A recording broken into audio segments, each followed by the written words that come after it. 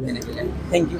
Sir आपका नाम और एजुकेशनल बैकग्राउंड? मेरा नाम प्रिंस कुमार सिंह है और मैंने NIT जालंधर पंजाब से अपना केमिकल इंजीनियरिंग ब्रांच में अपना बीटेक किया। 2020 में मैंने बीटेक किया था। ओके, कहाँ से हो आप? मैं बिहार से हूँ, सासाराम से।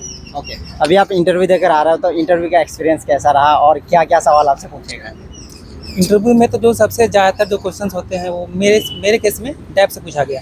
अच्छा, जैसे कि मेरा केमिकल इंजीनियरिंग है, तो केमिकल इंजीनियरिंग से आप एडमिनिस्ट्रेशन में क्या चेंज लाना चाहेंगे। और जैसे मेरा अभी सिलेक्शन वीडियो पोस्ट पे हुआ है बिहार पब्लिक सर्विस कमीशन में, ओके, तो अभी ज्वाइनिंग उसकी बाकी है। बट उन्होंने पूछा कि कोई बात नहीं, आप सिलेक्शन हो गया है तो आपको पता ही होगा वीडियो के बारे में, तो बताइए आपको आप क्या क्या चेंजेस लाएंगे वीडियो बनने के बाद।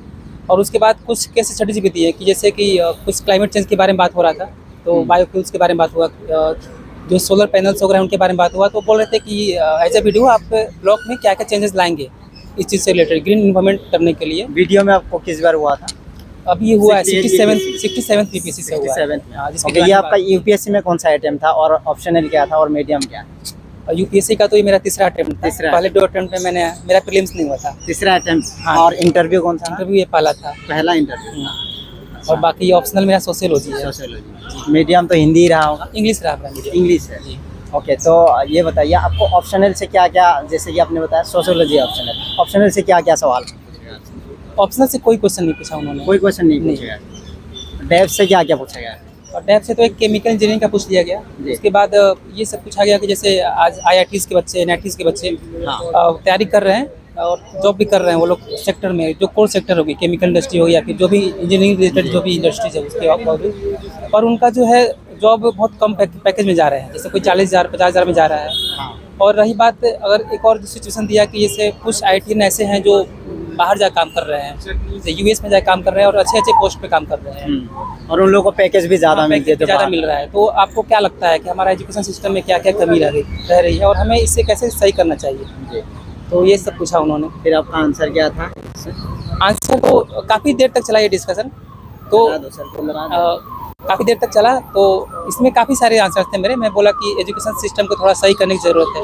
फिर वहीं से फिर काउंटर क्वेश्चन आया कि नेशनल एजुकेशन पॉलिसी जो अभी लेकर के आई थी गवर्नमेंट, उसमें आप क्या चेंजेस महसूस करते हैं, ये क्वेश्चंस थे। और कोई सिचुएशनल सवाल या फिर ओपिनियन बेस्ड कोई क्वेश्चन आपसे पूछे गया हो, जैसे कि सिचुएशन देते हैं कि आप अगर आपके डिस्ट्रिक्ट के DM होंगे तो आप ये होगा तो क्या करेंगे, ऐसा कोई? हाँ, जैसा कि उन्होंने सिचुएशन दिया, वीडियो का सिचुएशन दिया कि जैसे आप वीडियो बनते हैं तो आप सबसे पहले क्या करेंगे। तो मैं ये बताया कि मेरे ब्लॉक में कुछ जैसे डॉक्टर्स हैं जो फर्जी डिग्री लिख के और इलाज करते हैं मरीजों का, तो मैं उसका एग्जांपल दिया। मैं बोला कि सबसे पहले मेरा प्रायोरिटी ये रहेगा कि मैं इसे ख़त्म करूँ, उसके बाद एजुकेशन सिस्टम को सही करूँ थोड़ा सा। जो गवर्नमेंट स्कूल्स है उसमें जो टीचर का एब्सेंस होता है, जो स्टूडेंट का एब्सेंस होता है, इसको इंश्योर करूँ।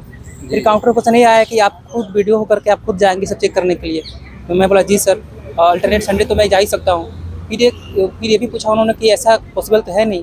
फिर मैं उनको एग्जांपल दिया कि वो ये भी बोले कि जैसे कि वीडियो बन गया उसके बाद आप चले जाएंगे तो कोई दूसरा आएगा तो क्यों काम करेगा ऐसा। वो सोचेगा कि ये हमारा प्रायोरिटी नहीं है, हम कुछ और काम करते हैं। फिर मैंने एग्जांपल लिया बिहार BPSC के जो चेयरमैन हैं श्री अतुल प्रसाद IAS, तो उनका एग्जांपल लिया कि उनके आने से काफ़ी सारी चीज़ें चेंज हो गई हैं और कोई आने वाले चेयरमैन नहीं चाहेंगे कि ये चीज़ अब दोबारा से आए, कोई चीटिंग वगैरह का जो भी केसेज वगैरह हैं। तो फिर वो बोले कि ठीक है, BPSC के जो चेयरमैन है वो तो खुद तो नहीं जा रहे हैं वहाँ पे करने के लिए, वो तो ऑर्डर दे रहे हैं और आप बोल रहे हैं खुद जा रहे हैं। तो मैं बोला कि सर, क्योंकि वीडियो एक पोस्ट जो है ग्रास रूट लेवल पे काम करते हैं तो इन्हें इस सारी चीज़ों का ध्यान रखना पड़ता है। ओके सर, तो आप मॉक इंटरव्यू भी देते थे क्या इंटरव्यू से पहले, जो मेंस के बाद आपको टाइम मिला उस टाइम आप कितने मॉक इंटरव्यू दिए थे?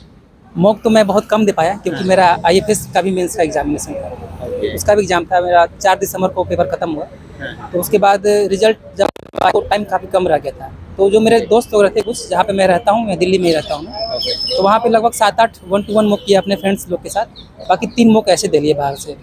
अच्छा, हाँ। तो सर प्रीलिम्स के लिए बताएंगे, अभी प्रीलिम्स का जो है पेपर काफ़ी टफ होते जा रहा है, उसमें CSET का भी क्वेश्चन काफ़ी हाई लेवल का आ रहा है।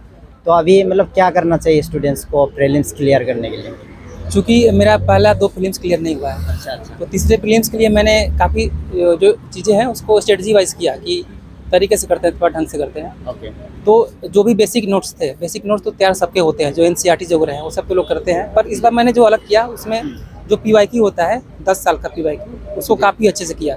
मतलब सिर्फ देखना एक अलग बात होता है और उस चीज़ को 10 बार देखना, बार बार आप देखते रहेंगे तो आपको लगने लगेगा कि ये जो पेपर सेट कर रहा है कोई एक ही आदमी है जो पेपर सेट कर रहा है, तो उसका टेम्परामेंट आप समझने लगेंगे। तो जैसा इस बार का पेपर आया था कि उसमें ऑप्शंस नहीं थे, 1 ओनली 2 ओनली ऐसे करके था, और जो अगर आप लैंग्वेज को पढ़ते तो आपको समझ में आता है कि नहीं ये गलत है, ऐसा यूपीएससी नहीं करता है, ये ऑप्शन पक्का गलत सेट किया हुआ है, इस तरीके से किया। और बाकी सीसेट तो मैं कहूँगा कि सीसेट तो पढ़ना चाहिए। हाँ, इस बार तो सीसेट में ऐसा क्वेश्चन आया है जो कि टेक्निकल बैकग्राउंड के स्टूडेंट्स भी उसमें फेल हो गए, वो कर नहीं पाए हैं। हाँ। बहुत सारे स्टूडेंट्स जो एक्सपेक्ट किए थे कि इस बार निकल जाएगा, अच्छा ऐसा तैयारी भी की थी, उन लोगों का भी नहीं हुआ है। तो क्या कहना चाहेंगे इसके बारे में?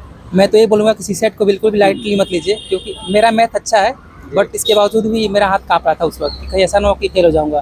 दिमाग में ये चीज़ चल रहा था कि ये नहीं चल रहा था कि सिलेक्शन होगा या नहीं होगा, ये चल रहा था कि बाहर अगर फेल होकर जाऊँगा तो फिर मुँह क्या दिखाऊंगा कि सीसेट में फेल हो गया मैं। तो सीसेट को बिल्कुल भी वो नहीं लेना है, क्योंकि जब मैं एसएससी का भी एग्जाम दिया हूँ, मेरा असिस्टेंट ऑडिट ऑफिसर में उसमें भी सिलेक्शन हुआ है, वो मैंने तैयारी ज़्यादा किया नहीं था उसका, इसका मतलब मैथ मेरा ठीक ठाक है। पर जब मैं यूपीएससी का सीसेट का पेपर देखा तो मुझे काफ़ी टफ लगा, क्वेश्चन जो थे काफ़ी ही अच्छे, बहुत ही ज़्यादा अच्छे लेवल पे थे। तो बोलूँगा मैं यही चीज़ कि बिल्कुल भी इग्नोर न कर सीसेट को। आंसर राइटिंग के लिए आप क्या करते थे?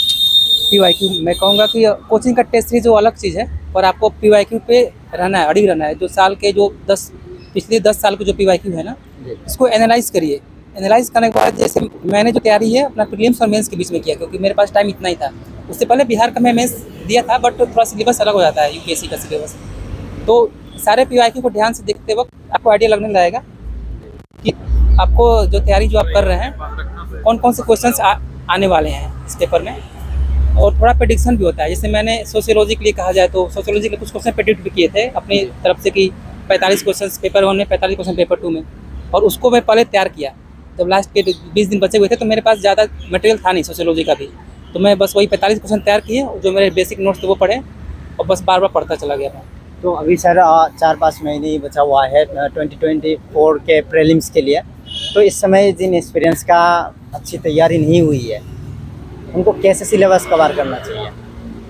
देखिए, तैयारी की जहाँ तक बात है तो मैं ये कहना चाहूँगा कि तैयारी कभी पूरी नहीं होती है। यूपीएससी के प्रीलिम्स के एग्जाम हो, चाहे मेंस का हो, चाहे भी इंटरव्यू का भी हो। हमारा इंटरव्यू तो बहुत पहले आ गया। तो मैं यही कहना चाहूँगा कि पीवाईक्यू को जो है ना अपना बेस बना लीजिए। पिछले 10 साल का पीवाईक्यू जो है, चाहे प्रीलिम्स हो चाहे मेंस हो, बिल्कुल ही अच्छे से करिए। काफ़ी सारे मटेरियल उपलब्ध भी है मार्केट में, तो उस पीवाईक्यू को अच्छे से करिए। और जो बेसिक नोट्स हैं, टेस्ट सीरीज कितने लगाने चाहिए? अभी जो प्रीलिम्स के आ रहा है उसके लिए, प्रीलिम्स के लिए कितने टेस्ट सीरीज लगाने चाहिए?